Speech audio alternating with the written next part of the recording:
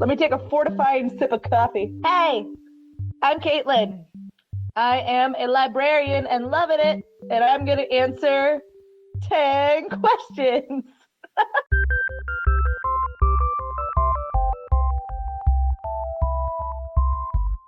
What do you think Nirvana, the concept, not the band, feels like? Nirvana probably feels like the first really good weather day of spring in the Midwest. Yeah, like the first day, like you can just like go outside and just like a sweatshirt and just like hop around because it's spring.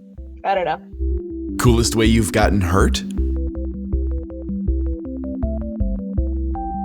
I really wish you could hear your voice. It's so like super villain. I've lived a relative life of safety and luxury. Oh, okay. Here's one that I actually haven't told too many people. I got hit by a truck this past summer in a parking lot. I shit you not. I walked out of Petco, saw a truck making a left turn, and I saw them. They had stopped. So my assumption was, I trust humans. That truck also saw me. Didn't see me. Turned right into me. Luckily, I was carrying a big bag of cat food and I like swung it in front of me. So I took like most of the brunt, but it still like sent me sprawling backwards. And like the truck like hit me and stopped. Like it didn't like just proceed to run over me. But yes, it was a very, very nice like middle-aged like Midwestern lady who was very, very like probably almost more in shock than I was, at least initially. Yeah. I totally fucking got hit by a truck. So now the cool thing is, like I was fine. Like I called Eric. Eric came and got me. We went to urgent care, and when we got there, they were like, "Why are you here? You got hit by a truck." I'm like, "I swear, I'm fine. I'm trying to make sure like I'm just getting a general checkup to make sure everything's like okay." And they're like, "Okay," and they just like gave me a tetanus shot. And then because I broke the skin a little bit, and I went home, and then I just like spent the next day at home, like didn't go to work, and then I was fine. And now I can actually say when somebody's like, "Man, I feel like I've been hit by a truck," I can be like, do you though? Because I've actually been hit by a truck. I forget. I didn't tell a ton of people just because I'm gonna get so sick of telling this story. And I also just don't want people to unduly freak out because I'm fine. Sometimes I forget it actually happened just because I've just told so few people that I got hit by a truck. So yeah, I got hit by a truck. What's your least favorite film genre? Oh God. Is it called like slasher porn? Where it's just like gratuitously gory just for the sake of being gratuitously gory? Yeah, I hate that shit. I hate gore in general, and then like shock value gore is just like whatever. That's not even an art form. Get out of here. Leave your guts at home, or bring them along if you need them. Whatevs. What's a neat fact that you love to share with peeps? I don't know. I can list off a bunch of like really famous classic children's book authors who were gay. Arnold Lobel was, so Frog and Toad makes so much more sense now. Maurice Sendak was. I think it was pretty much assumed that Margaret Weiss Brown, who wrote Goodnight Moon, probably was. The author of Harriet the Spy, which also makes total sense because Harriet and the Spy was totally a little lesbian in the making.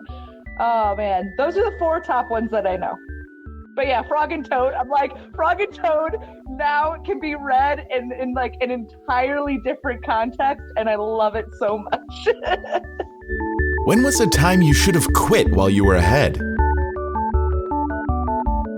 don't know if I have a really solid answer to this one. I was always a real like heart on my sleeve type person, like with like childhood crushes and like stuff when I was in like high school and college. So I'm very sure that there were probably times when I would have probably, for the sake of self-preservation, should have just been like, nope, this person doesn't like me and it's not going to happen, so I should just get over it and move on. And I probably just let it linger and was probably super obvious about how much I was letting it linger for a very long time. Here's looking at you. Oh my God, what was his name? Oh, there was a kid in my ethics class that I had a huge crush on. I think we just called him Ethics Guy, didn't we? I mean, I knew his name, until I knew his name, I think we just called him Ethics Guy, and that's what we just called him from that point on. I'm pretty sure that was one where he knew.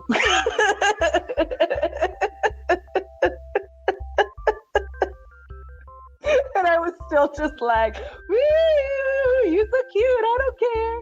And you know, like when all my friends know that I'm just like, there's a super cute guy. He's in my ethics class.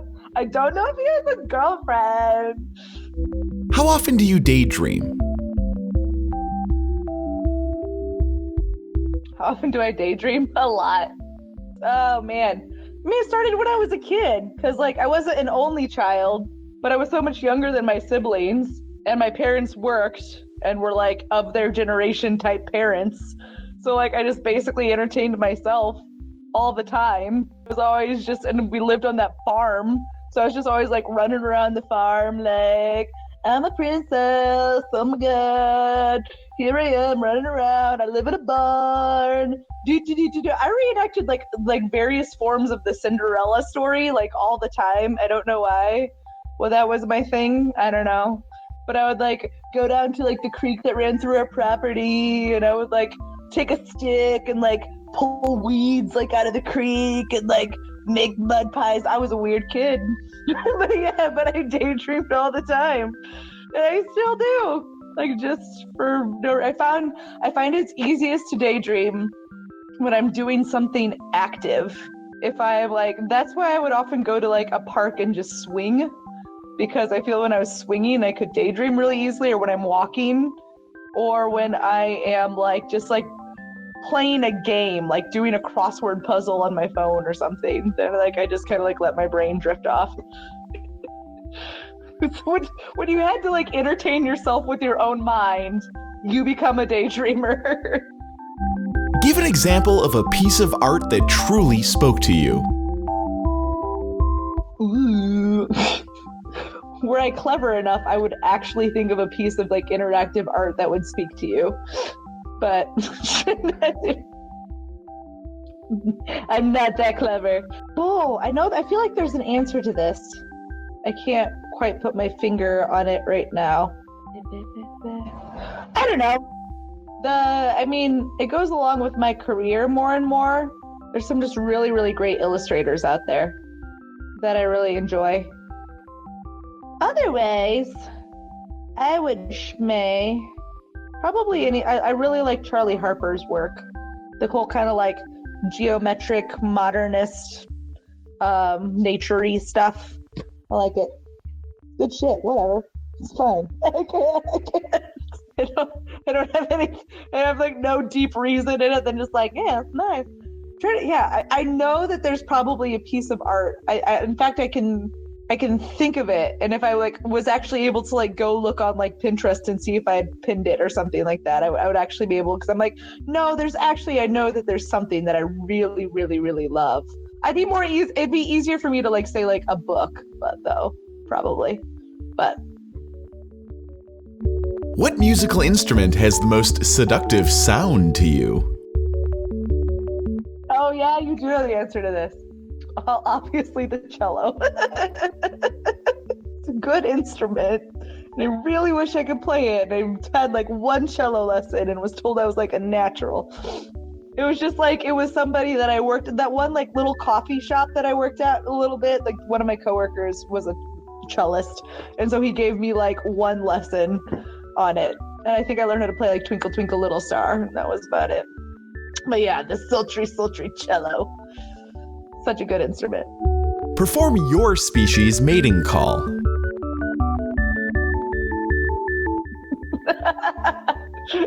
Is this where I just like lift up my shirt and just I'm like, boo,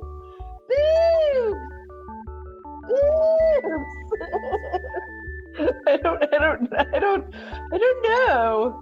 I don't know. Not that. Just somebody making a train noise at me. A really good back rub. I think a really good back rub has always been my mating call. It's a standard go-to, but it works on Caitlin's everywhere. Sunset. Boobs also works. Which school of magic are you a practitioner of? I would do like earth magic, like hedge witch crap, like just like making my potions, grow in a garden, something might kill you if you eat it. I don't know, like something like that, where I could just like make the trees and the flowers grow and like live in the woods and like this hut. Yeah, I'd be all about that. Probably. But then I'd also like to live in like this like Moroccan style mansion. So I don't know. What school of magic goes with that? I don't know why I'm basing my school of magic based on like what has the coolest houses, but that's where I am in my life. Those are spectacular answers. Was that fun? Did you enjoy this? It was fun. Excellent. I like weird questions.